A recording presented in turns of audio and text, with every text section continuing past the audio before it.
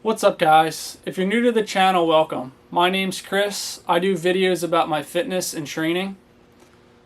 Today we're going to be talking about shoulder impingement, the anatomy of the shoulder, and how shoulder impingement happens. So I actually have my dad with me. He's a physical therapist, so he'll be able to cover the anatomy better than I would. And then we'll talk about the exercises that can cause impingement and ways of preventing impingement from occurring. So let's get into this.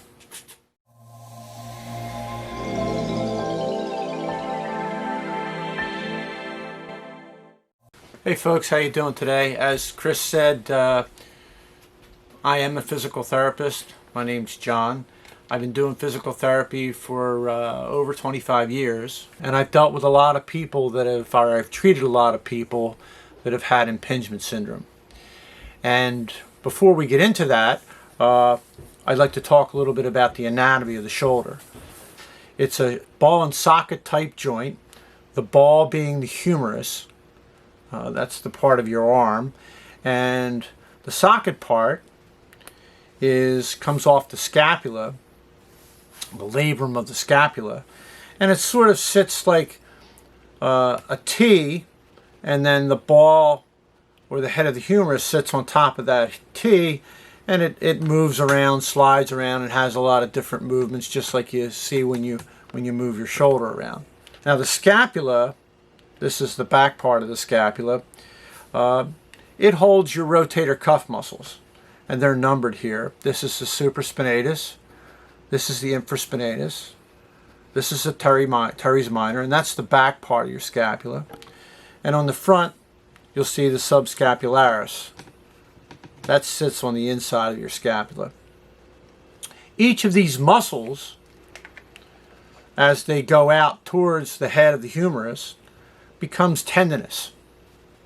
Okay, and that's where the attachments, or that's what a tendon is. A tendon attaches muscle to bone, and it attaches here on the humerus. The scapula is attached to your skeleton right in here by the clavicle, and then it runs across, and as it gets out here close to the end, it becomes the acromion, and this is the acromion clavicular joint. All right, the AC joint, as it's referred to from anatomy. The main culprit of shoulder impingement is this area right here, as the supraspinatus comes over the top of the scapula and runs underneath the acromion process, just like my fingers coming underneath here. So you could see how there's not a lot of area there for that supraspinatus muscle to breathe as it comes through and attaches to the head of your humerus. As somebody's bringing their arm up over their head, that this tendon right here, the supraspinatus tendon, can get hung up in the bottom part of that acromion clavicular process. When you're younger, there's a bursa sac in here that helps with the friction, but if you do a lot of overhead movements, you are going to get some inflammation in this area here, just because the tendon, the supraspinatus tendon, doesn't have a lot of room to breathe. Now, the scapula itself is kind of an amazing part of your body because it has a lot of movement. It moves upward, it moves downward, it moves inward, it moves outward, and it actually rotates some. He has what you would call an anteriorly positioned, or like a rounded scapula area. And you can see how this brings that acromion part a little bit further forward. And what that does is, if you can see the supraspinatus muscle here, if this acromion, I'm just pulling back the ligaments of the AC joint here, if the acromion sits forward, it's going to give or not give the supraspinatus as much room as if it sat in a more I'm just going to have Chris sit in a better upright position.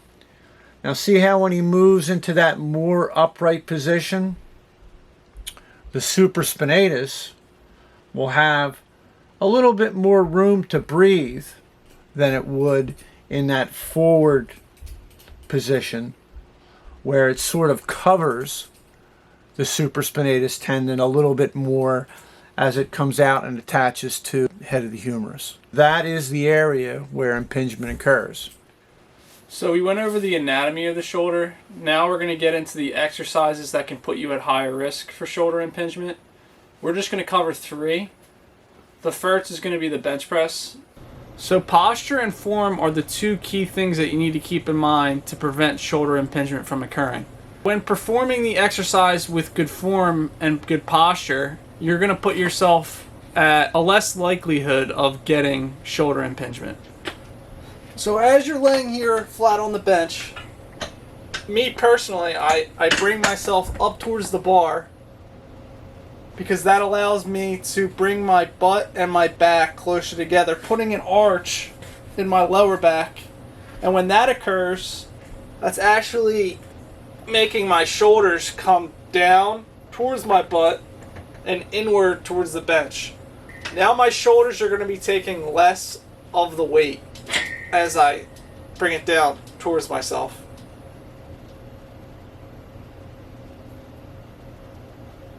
And when I bring my shoulders back and in on the bench press, creating an arch in my lower back, that's actually creating more of a space in my shoulder so that the tendons aren't being impinged. They have more room to breathe, more room to operate. Alright, so the second exercise we're going to look at is the shoulder press. We're going to do the dumbbell shoulder press here. So the way that you can get impingement with this exercise is same thing, lack of form, bad posture. So when my shoulders are in this forward position, I'm already putting myself at risk because my muscles are going to have less room to maneuver. Second way impingement can occur with the shoulder press is lack of form. Specifically, when you're coming to the top of the motion, theoretically you should stop here, because if you go completely to lockout, your tendon in your shoulder, it doesn't have much room to breathe or maneuver. It's now getting pressed up against the scapula. The 2 ways to prevent shoulder impingement with this exercise is, once again, good posture and good form. You want to bring your shoulders down and in towards the center of the bench, almost rounding or putting an arch in your lower back, kind of like what you do on the bench press. Now that your scapula is more open, your tendon's going to have more room to maneuver and breathe. So as you're coming through with this exercise, instead of coming to a complete lockout, you want to kind of go like three quarters of the way, right about here. I wouldn't go any higher than here, because you're going to inherently put a lot of pressure on your tendons in your shoulders if you're going all the way up. So I would say about 3/4 of the way is a good height where you'll still build muscle strength in your shoulder, but you're going to put yourself at less risk of getting shoulder impingement. All right, so the next exercise we're going to cover is the lateral raise, or the shoulder lateral raise. So personally, I don't recommend doing this exercise with your arm completely locked out. There's a tendency to go above your shoulder height, and that's really going to put your shoulder at risk for impingement. So instead of doing that exercise, I think an exercise that can target your shoulder still safely with proper technique and form is, if you come to a more crouched position here, bring your shoulders back and arch your back, and you're just going to bring the dumbbell to the side here, not going above your shoulder height.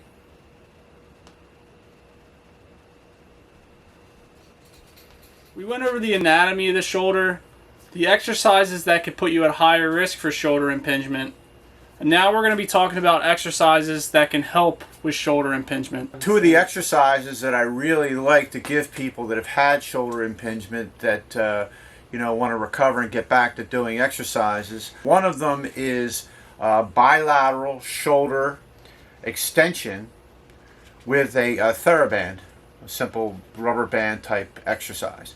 And with this exercise, Chris is going to have both of his arms fairly straight, and you're going to be in good posture before you start this exercise. So his shoulder, you don't want a rounded shoulder, you want your shoulder to be sort of retracted a little bit. He's going to squeeze his shoulder blades together. And see how that's moving the acromion in a more posterior position, which allows the supraspinatus muscle, or the muscle that causes impingement, to breathe a little bit more, have a little bit more room. And I usually tell people two things on this, that think of just kind of pinching your shoulder blades together in the back. And the other thing is trying not to move too much from your arms. Move more from your shoulder blades. As I said in the beginning of the video, the scapula itself does have a lot of movements, and retracting them is what he's doing here. The second exercise I'm going to talk about is bilateral shoulder protraction in supine, with the patient lying down with their neck in a comfortable position.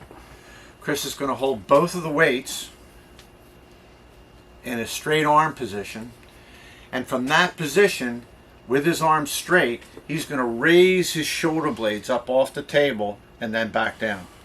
And then up and then back down. And again, what that's going to do is sort of wake up the muscles that you use for good posture and for scapular mobility, so that your scapula has the ability to get into a good postural position when you're doing an exercise, so you don't impinge your shoulder. And on both this exercise and the bilateral shoulder extension with the TheraBand, I recommend lower weights, lower resistance on the band, but lots of reps. So like 2 sets of 30, maybe twice a day, if you're trying to recover from a shoulder impingement that's not completely acute. You're probably initially going to have a good amount of pain, and you don't want to start exercising right away, the next day after you maybe worked out incorrectly and you have symptoms of impingement. That particular day, will be like an acute episode of injury, and during that, you want to ice it and rest it. Maybe take some ibuprofen and try to calm it down. You don't want to have, you don't want to exercise when you're in pain at rest. When you're having pain at rest, that's usually a more acute injury, so you want to calm that down prior to doing the exercises that we talked about. Thanks for watching. If you enjoyed the video, please leave a like down below. I'm going to keep making videos like this in the future, so if you like the content, be sure to come back, and until next time.